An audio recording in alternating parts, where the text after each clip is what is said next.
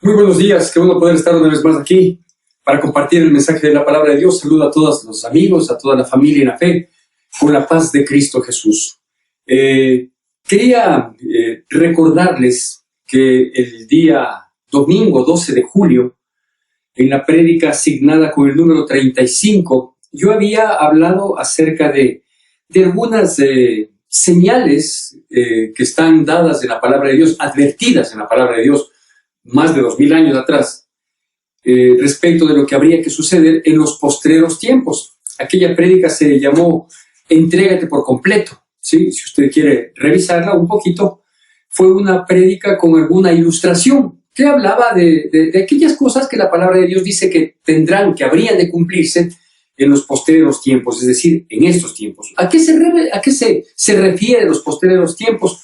Se refiere a los últimos días de la iglesia, no a los tiempos del fin de la existencia de la humanidad, no, sino a los posteriores días se refiere a los últimos días de la iglesia. ¿Por qué? Porque como lo he explicado en otros videos, en otras charlas, ¿sí? La iglesia va a partir, ¿sí? Anticipadamente, y luego pues aquí quedarán las personas que no son parte de la iglesia de Cristo, es decir, que no han tenido su conocimiento de la palabra, su aceptación a Cristo Jesús, y su vivencia, su testimonio acorde a estas circunstancias, ¿no es cierto?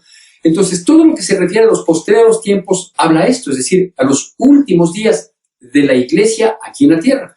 Y entre esos, digo, en aquella charla que la compartimos en el mes de julio, yo había mencionado ilustrativamente cosas como los rumores de guerra y las guerras que había, y se pasaban algunas noticias que se rescataron.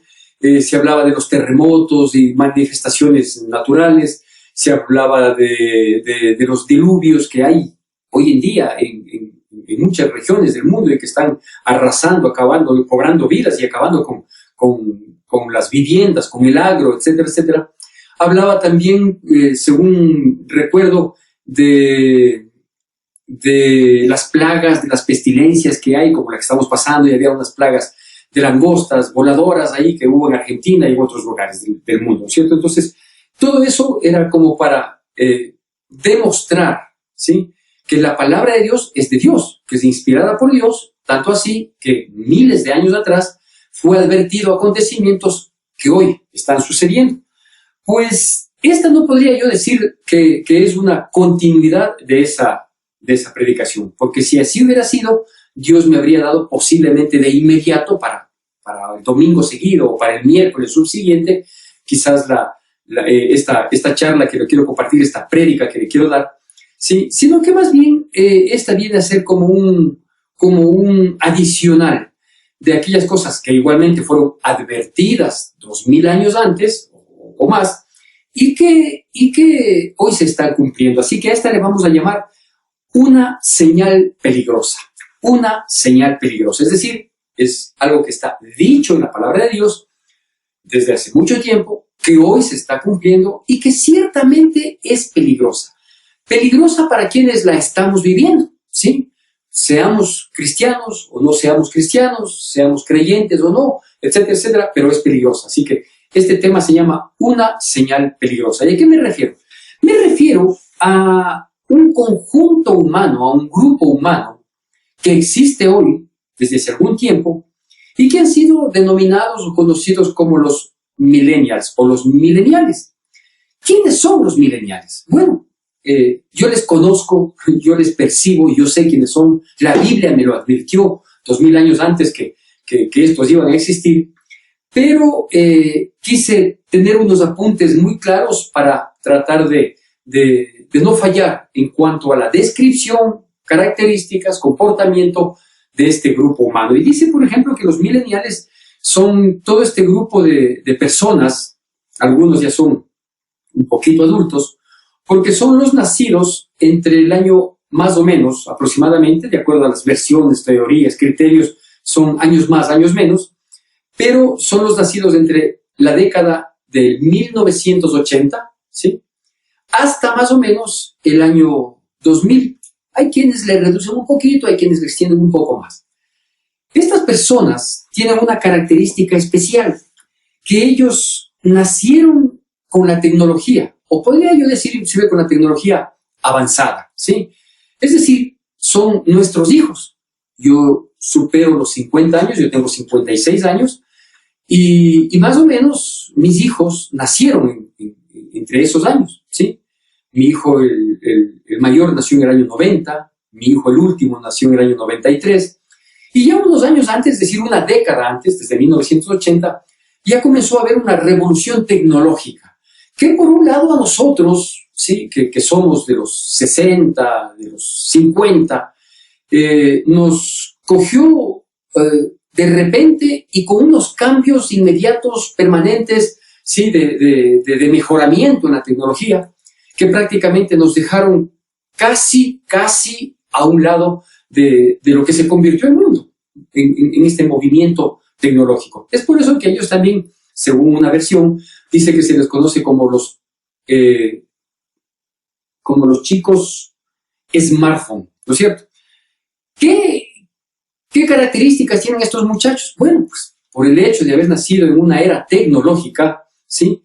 Obviamente ellos tuvieron experiencias desde su infancia, desde lo más temprano en su infancia, tuvieron experiencias totalmente diferentes, totalmente ajenas y a su vez jamás imaginables, ¿sí? a las experiencias con las que nosotros fuimos criados, ¿no es cierto? Es decir, en cuestión de juegos, en cuestión de tiempo, en cuestión de compartir, en cuestión de prestar atención, en cuestión de prioridades, es totalmente diferente a la nuestra. Por ejemplo, ellos, al haber nacido con la tecnología, ellos viven pegados, ¿sí? a una pantalla, ¿sí?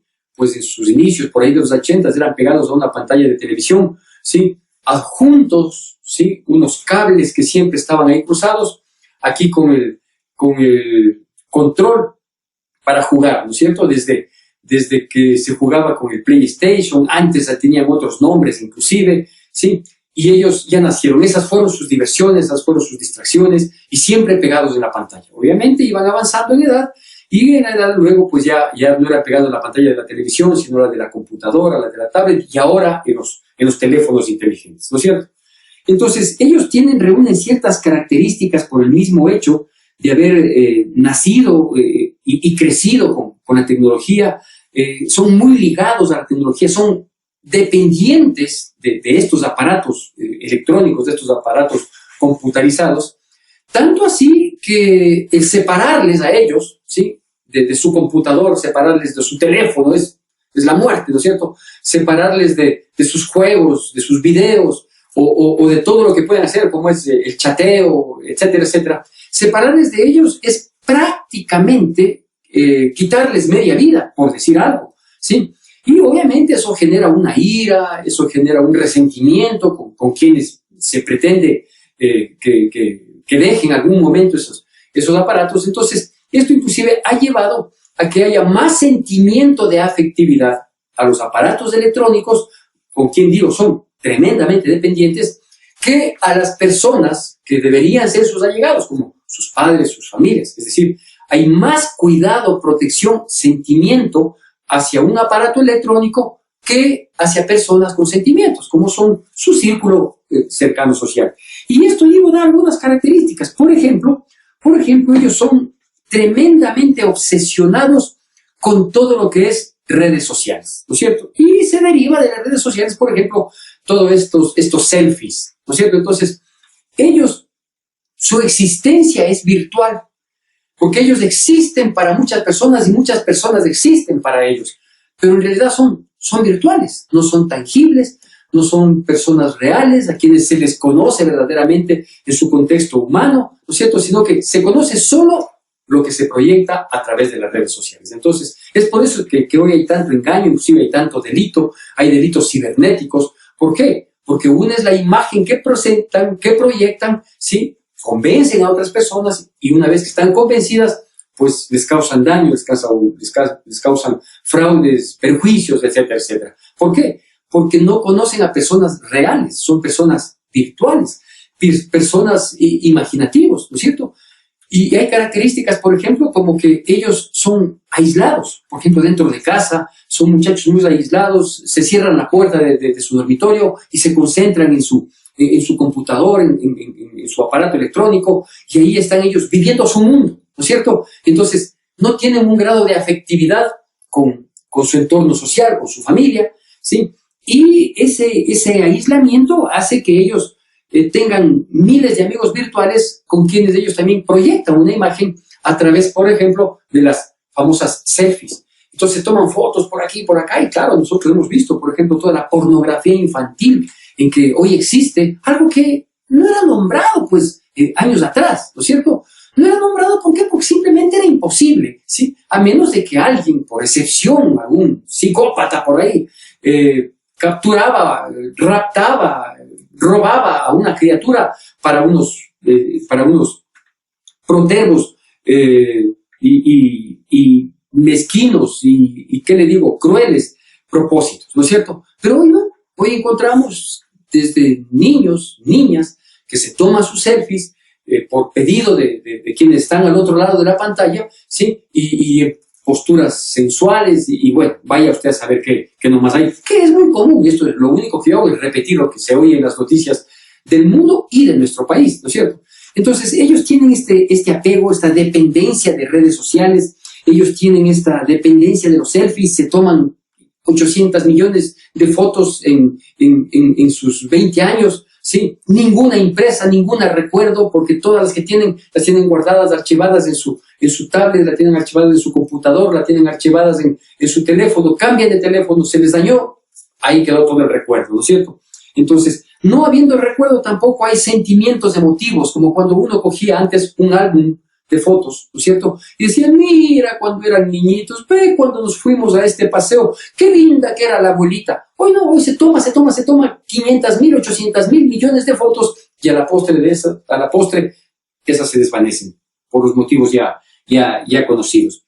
Las redes sociales son su principal o su prioritaria fuente de información e influencia, ¿no es cierto? Entonces, hoy, por ejemplo, los millennials no son las personas que cogen un libro, ¿sí?, que quizás ha sido un bestseller por sus características literarias o por sus características científicas, ¿sí? No, ellos no cogen cualquier cosa que ellos necesitan saber al computador.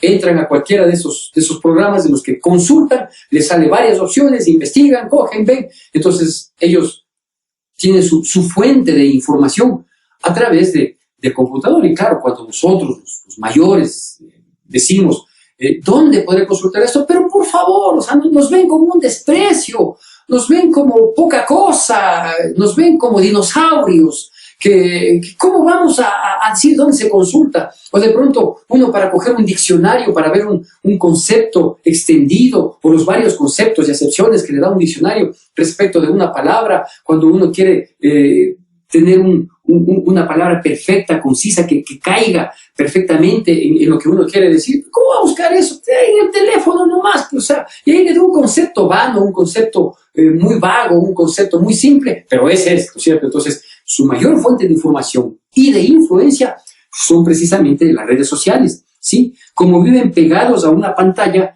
en primera instancia, respecto de la familia, digámoslo así, son solitarios. Son solitarios. ¿Por qué? Porque obviamente el resto de la familia, llámese padres, abuelos, aún peor, sí, no tenemos pues el mismo tema de conversación porque no tenemos las mismas ocupaciones, ¿no es cierto? Entonces, antes no era así. Antes uno se reunía en casa a comer, a almorzar, todos teníamos que estar en esa hora. Nadie puede decir, yo no puedo, no, estoy haciendo deberes, después continúa, ahora vienes a la mesa, ¿no es cierto? Entonces, ahora no, ahora están clavados ahí y nosotros mismos alcahueteamos, y es que está estudiando, es que no hay que interrumpirle, porque si le interrumpimos puede fracasar, puede morir, y el día de mañana va a ser un drogadicto. O sea, y no es necesariamente así, pero claro, ellos nos han hecho creer que cuando están clavados en la pantalla de su computador, viendo quién sabe quién, será que están estudiando, que están investigando, que están chateando, yo qué sé, ¿no es cierto? No hay cómo interrumpirles. Entonces es muy típico que cierren la puerta y se claven en eso.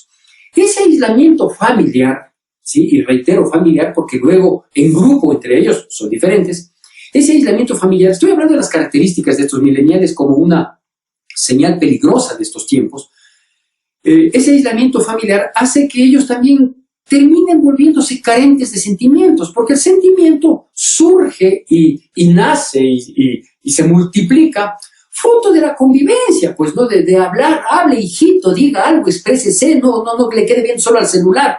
Entonces, en la mesa era un lugar apropiado para hablar cuando había cómo hablar, es decir, con el permiso de los padres y también guardando los modales, es decir, no hablar con la boca llena, etcétera, etcétera. Entonces, todos esos modales que se aprendían a veces con un grito de la autoridad del padre o con un reproche de la madre, no hagas tal cosa así, eso se aprendía en la convivencia. Hoy no.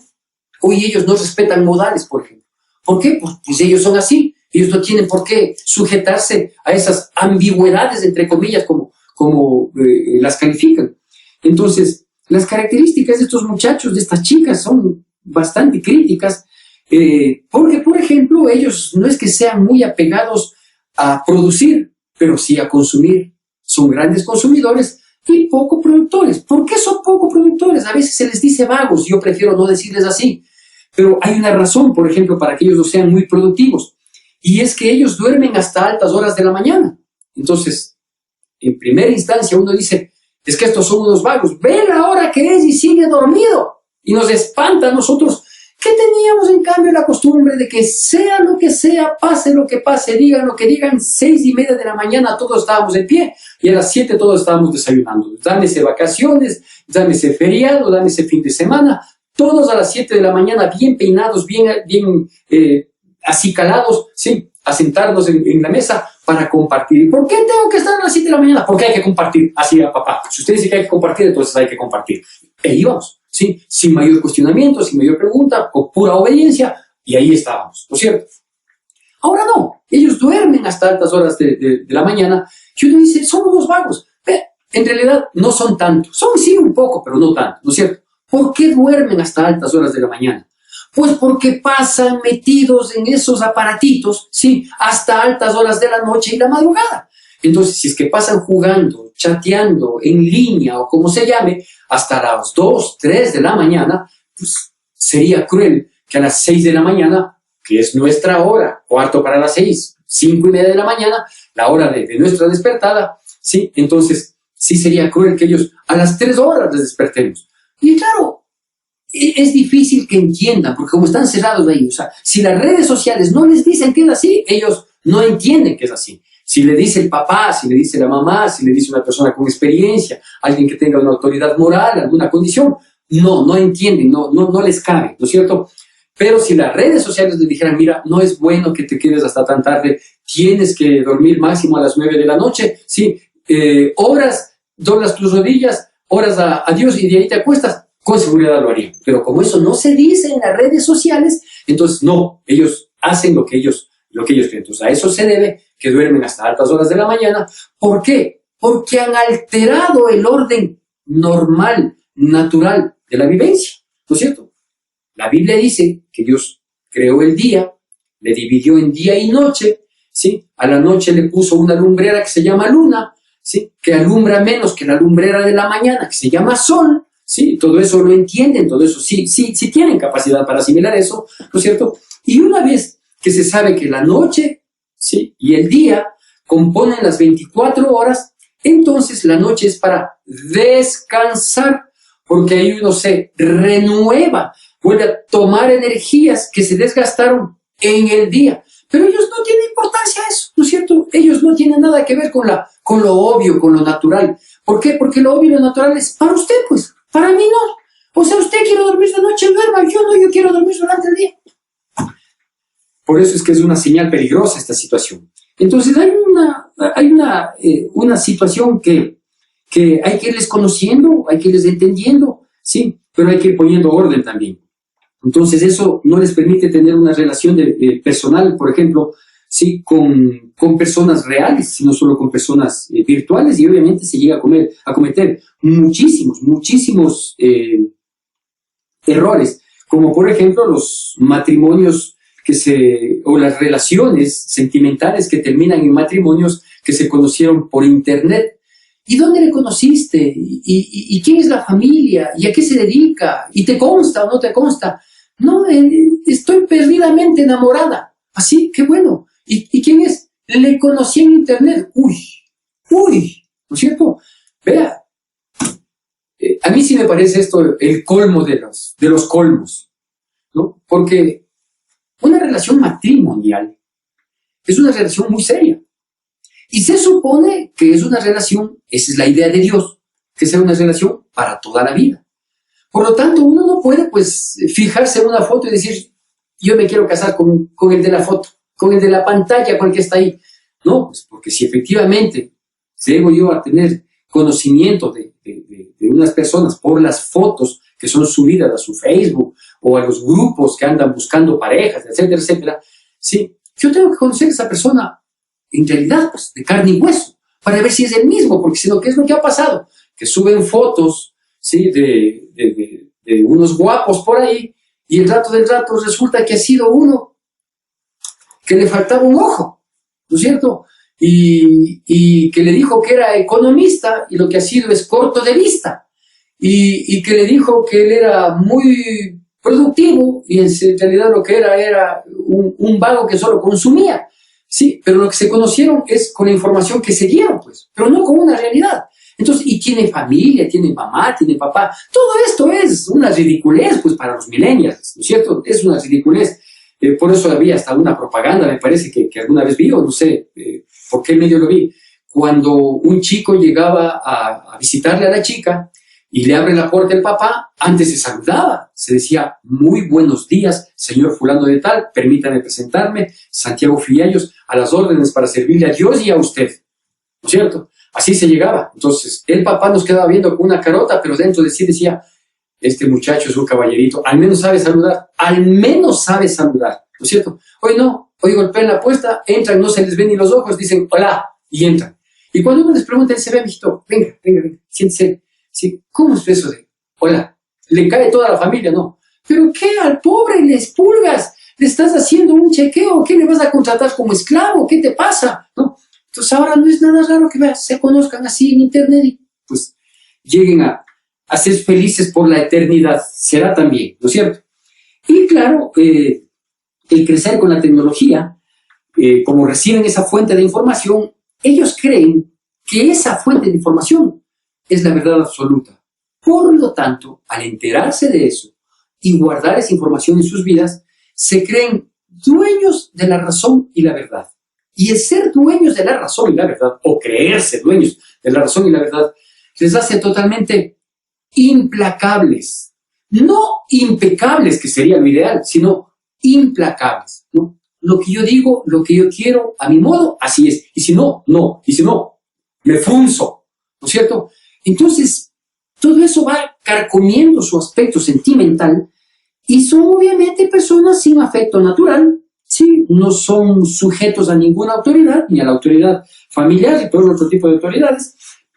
Sujetarse a un inspector del colegio, a un director del colegio, saludarle a un profesor cuando le encuentra fuera del colegio, imposible, pues imposible, ¿cómo va a creer? Pues eso es rebajarse, eso es humillarse para los millennials, ¿no es cierto? Entonces, son situaciones de esta naturaleza. Tienen cosas que son de replay, ¿sí? Como por ejemplo, cuando les toca hacer un mínimo esfuerzo. Y le voy a dar un ejemplo, ¿no? Cuando les toca hacer un mínimo esfuerzo y logran hacerlo, ¿sí? Pasan dos cosas, o pueden pasar dos cosas. La una, se autovictimizan al extremo. Terrible. El sufrimiento que les tocó vivir es espantoso. Pobrecitos, y buscan que todo el mundo se apiade, que todo el mundo reconozca, ¿no? La una opción. La otra opción, en cambio, se sienten superhéroes. Increíble. Algo que jamás se había visto. Buscan un reconocimiento, una corona, un diploma, una placa conmemorativa, alguna cosa así.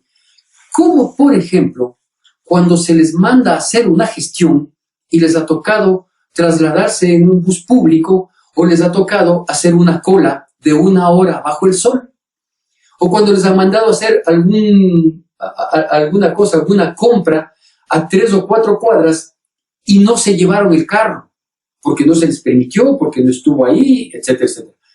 Y vienen y dicen, no, qué bestia el otro día a mí, estuve pero hecho pedazos, me tocó venir con una cola 4 cuadras en un solazo. ¡Qué terrible! ¡Qué bárbaro! Entonces se victimizan. O si no dicen, yo el otro día, qué bestia, con una cola, me caminé loco, 4 cuadras, sí, y era un solazo. Ve, llegué, hecho pedazos, ¿no? Entonces, esperan el aplauso, ¿no? Y con ustedes, el joven que caminó 4 cuadras bajo el sol, ¿sí? Vea, son inútiles y buscan reconocimiento por todo. Quieren que, o se victimizan o quieren que se les ponga en cuadro de honor por hacer algo que antes se hacía 10 veces en el día, todos los días de la semana y con gusto. Pero así son. Cuando ellos deciden divertirse, a pesar de que dentro del hogar son aislados, aparentemente solitarios, sus diversiones no tienen límite. No tienen límite. Y les gusta divertirse como, por ejemplo, salgamos de noche a dar una vuelta y rompamos los vidrios de ese edificio. ¿Sí? Y usted dirá, pastor, usted está hablando de delincuentes potenciales, ¿no es cierto? Y tienen unas diversiones, son crueles en sus diversiones, ¿no es cierto? Es por eso que, por ejemplo, les gusta la UFC. Si todo lo que sea violencia, todo lo que sea crimen, todo lo que sea matanza, los juegos, ¿no es cierto? Desde niños, los juegos. Si le matas al policía, ganas 5 estrellas. Si le asesinas al bueno, triunfas, llegas a la meta. Entonces, si fueron criados así, obviamente ya cuando son más grandecitos, creen que en la realidad es la misma realidad virtual, pues de los muñequitos que se movían ahí, sí, ahora ellos quieren ser los tontitos que se mueven haciendo las mismas barbaridades, pues. No tienen límite en sus supuestas diversiones. Prueba de aquello es que vivimos en una época de virus, en una época de mayor contagio, en una época en la que está saturado el sistema sanitario, en la que no hay una buena atención, sí, y les importa un pepino, porque les gusta jugarse entre la vida y la muerte, por eso hacen fiestas clandestinas, sin mascarillas. Salen felices, contentos de que les han cogido en desobediencia, les han cogido en contravenciones, ¿no es cierto? Contrariando las normas, las leyes, la lógica, la razón, y salen riéndose, contentos, felices, ¿no es cierto? Y el resto somos los tontos. Entonces, esa actitud que ellos tienen, ¿qué es lo que hace? Que no se sujetan a los padres, por ejemplo, y no tienen ninguna relación con los padres. Si alguna relación tienen es hostil o simplemente es nula, no la tienen, ¿sí? Y claro, eso les lleva a que ellos sean, por ejemplo, soberbios, malcriados, prepotentes, exigentes con el resto, pero no consigo mismo. Sí, son desordenados, no tienen un orden de prioridades y tampoco tienen aspiraciones muchas, ¿sí? Y son gente sin compromiso. Es por eso que ellos, los nacidos, los comprendidos entre 1980 en adelante, son gente, por ejemplo, que ya no quiere casarse, porque no le gusta vivir con compromiso, solo le gusta el deleite, ¿no es cierto? O sea, solo le gusta, del matrimonio no les gusta la responsabilidad, sino solo la parte sexual, ¿sí? Solo lo que les satisface carnalmente, eso quieren, no la obligación. Por eso es que no se casan. Entonces, ¿cuál es lo típico que dicen hoy? Dicen, y yo no nací para el matrimonio. No naciste para obligaciones, no naciste para compromisos, ¿sí? Entonces, ese panorama es terrible y obviamente, pues eso deriva en el gran resumen que no tienen ningún apego a las cosas de Dios. Nada que sea espiritual, nada que tenga que ver con Dios. Si les llevan a una iglesia, si les logran llevar a una iglesia, llegan fruncidos, malgenios y obviamente critican todo. Lo primero que hacen al entrar a la iglesia, cuando se podía entrar y ahora que posiblemente me están viendo, lo primero que hacen es, ¿y cuánto ganará el pastor? ¿De qué vivirá el pastor? Claro, estos pastores son unos millonarios, son unos ladrones. Claro, o sea, yo soy el culpable de todo. Yo soy el malo. Yo soy el pervertido. Yo soy el que duermo hasta las 11 de la mañana, ¿no es cierto? Yo soy el dañado, ¿sí? Porque para criticar, para juzgar, para señalar, son jueces implacables, pero no de sí mismos. Ellos sí no importa que vivan en medio de su desorden, de su basura, ¿no es cierto? Son terribles. Esto ya estaba dicho aquí. Ya estaba dicho aquí. Y va a salir en pantalla. Se encuentra en 2 de Timoteo, capítulo 3, versículos del 1 al 6. Miren lo que dice ahí. 2 de Timoteo, capítulo 3, versículos del 1 al 6. También debes saber esto, que en los postreros días vendrán tiempos peligrosos, porque habrá hombres amadores de sí mismo, avaros, vanagloriosos, soberbios, blasfemos, desobedientes a los padres, ingratos, impíos, sin afecto natural, implacables, calumniadores, intemperantes, crueles, aborrecedores de lo bueno, traidores, impetuosos, infatuados, amadores de los deleites más que de Dios, que tendrán apariencia de piedad, pero negarán la eficacia de ella. A estos evita. ¿Sí? Perdón, era solo hasta el versículo 5. Entonces, ¿qué nos dice 2000 años atrás? Nos dice que esta generación de los millennials habrían de aparecer. Y usted dirá, ¿pero por qué Dios ya sabía y no lo impidió? No, Dios sí puede impedir. ¿Sí? Y ya vamos a ver unos versículos posteriores en cuál es la actitud que se debe tomar para impedir. Si esto estuvo advertido hace 2000 años, más bien nosotros lo que tenemos que hacer es reconocer que si hay muchas cosas que están advertidas en la palabra de Dios, pues guerra avisada no mata gente, ¿no? Hay un refrán que así lo dice. Entonces, si yo, como padre de familia, de hijos que tienen edades, porque nacieron en el tiempo que está contemplado, ¿no es cierto? Mi primer hijo nació en 1990, mi otro hijo nació en 1993, entonces ellos están exactamente en esa época.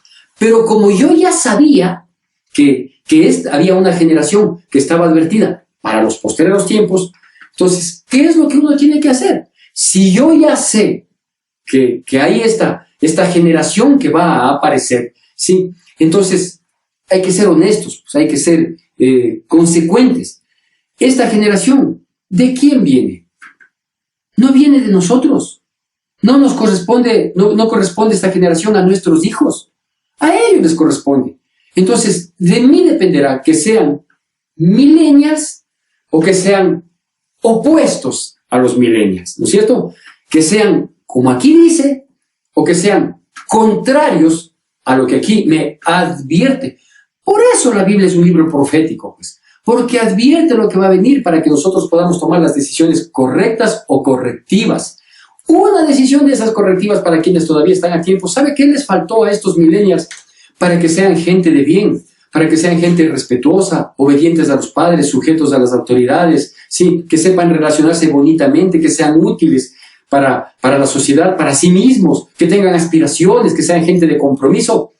Lo primero que quiero decirle, yo sé que muchos reprocharán principalmente a alguna ciencia por ahí, saltará, ¿no es cierto?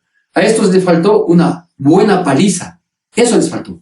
Lo primerito que les faltó es una buena paliza. ¿Y por qué digo eso? Porque la Biblia habla de la vara de la corrección. Porque la necedad está ligada al muchacho, mas la vara de la corrección le apartará de eso. Eso les faltó primerito, ¿no es cierto? Y eso le sigue faltando.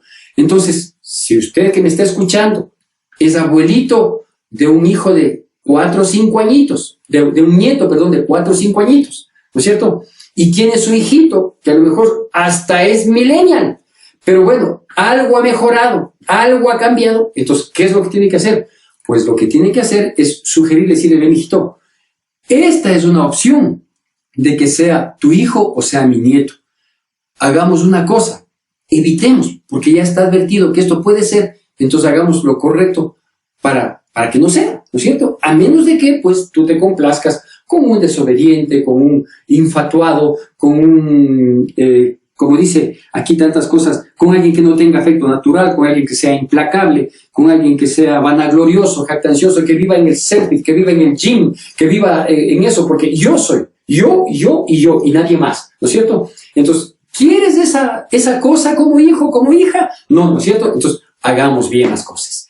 ¿Qué es lo que hay que hacer después de una buena paliza?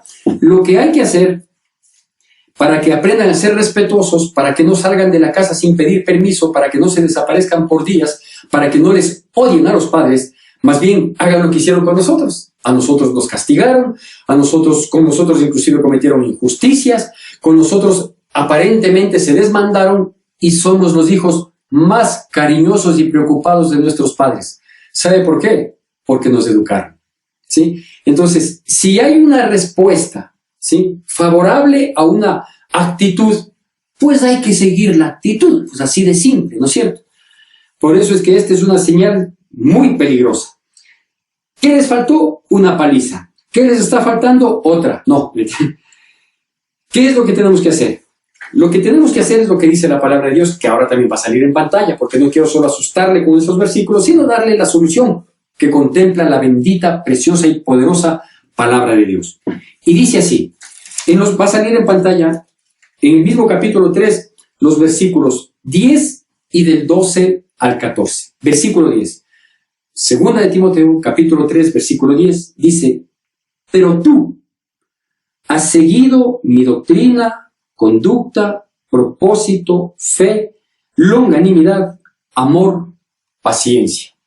Esto está diciendo el escritor de esta carta, que es Pablo, a un hijo espiritual llamado Timoteo. Dice, esa gente es así, a esos evítales, ¿sí? Pero tú vas a tener este comportamiento de vida, ¿sí? Que tú sigas mi misma doctrina, la conducta, el propósito, la fe, la longanimidad, el amor, la paciencia. ¿Por qué? Versículos del 12 al 14. Y también todos los que quieren vivir piadosamente en Cristo Jesús padecerán persecución. Mas los malos hombres y los engañadores irán de mal en peor, engañando y siendo engañados. Pero persiste tú en lo que has aprendido y te persuadiste, sabiendo de quién has aprendido. ¿No es cierto? Aquí está diciendo solo dos cosas y con esto quiero concluir. Lo que está diciendo es que sí hay cómo marcar la diferencia. Sí hay cómo marcar una diferencia. La multitud, todos los del colegio, todos los del barrio, toda la generación puede ser así, pero sí hay cómo marcar la diferencia. ¿Sabe cómo se aprende a marcar la diferencia? Cuando uno sufre por las cosas que aspira, por los logros, por lo que quiere llegar a tener. Cuando uno le cuesta trabajo, esfuerzo, sacrificio, cuando uno tiene que humillarse, cuando uno tiene que ponerle ganas por uno mismo, salir adelante. Dice, todos los que quieren vivir piadosamente en Cristo Jesús sufrirán persecución. Porque todo lo bueno cuesta. Lo simple, lo inservible, la basura es gratis. Pero todo lo bueno cuesta. Es decir, ser buena gente. A esa guambra malcriada que sale a las fiestas, que le importa un pepino, que sale a beber, que regresa borracha, que se pone brava con los papás, que amenaza que se va a ir de la casa. ¿Qué buen hombre puede fijarse en esa cosa, pues? ¿Qué futuro le espera a esa persona? Ahora, quiere ser una reina. Entonces, como no puede ser una reina, ¿quién se va a fijar en ella? Un delincuente. Un delincuente que va a querer la vida fácil, es decir, mucho dinero de manera fácil. Haga contratos con el Estado y pida comisiones y ahí le puede salir, ¿no es cierto? Pero a la vuelta de la esquina, si no te caes en la avioneta, te meten preso. Y si eso no llega a pasar, te vas para el infierno, vas a fracasar en tu vida, pues. Entonces, ¿cuál es la recomendación con la que yo quiero terminar? Tú persiste en lo que has aprendido, le dice Pablo a Timoteo. Tú persiste en lo que has aprendido y te persuadiste sabiendo de quién has aprendido. Y aquí viene el jalón de orejas para los papás. Porque los hijos son el fruto del hogar.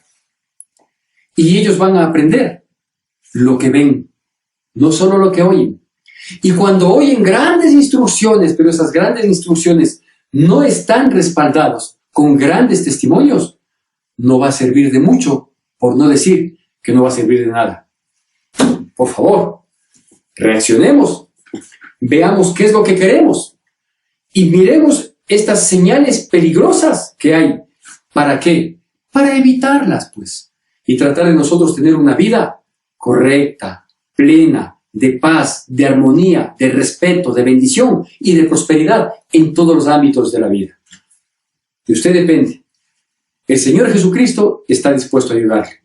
Si es que Él golpea la puerta de su corazón como lo ha hecho en esta mañana, y usted abre la puerta y le deja entrar, Él entrará en usted, cenará con usted, permanecerá en usted y su vida será de bendición.